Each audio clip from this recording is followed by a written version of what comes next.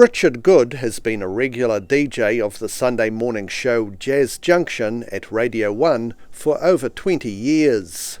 At 74, he's now taking a well-earned rest from the tricky task of queuing up albums and talking on air about jazz music from across the ages. Very useful pieces of advice. The first one was given by the people in the studio giving me a hand, and they said, you only relax when you've made your first mistake. And that puts it in perspective. I've made my first mistake. It wasn't too bad. I'll just box on. You're on the one. This is 91 FM. Richard here with you with this week's Jazz Junction.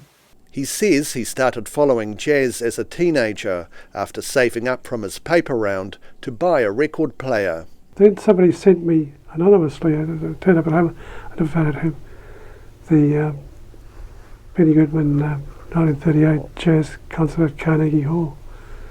And that sparked my love of big bands from the 1930s.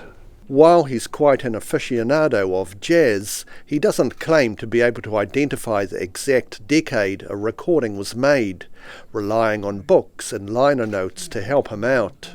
My ears aren't sensitive enough to say that's 70s, that's 90s, that's 2010.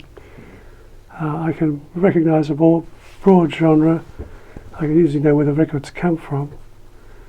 But beyond that, I read the liner notes. He's planning for his last show to be a selection of some of his favourites, including tracks by Dizzy Gillespie and Miles Davis, as well as one or two cuts which are topical today.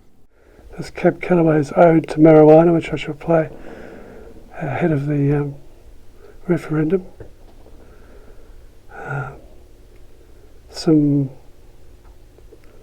There's a lovely jazz musician called Ricky May, who was a Maori, but he was not first and foremost a jazz singer, but he did two marvellous CDs of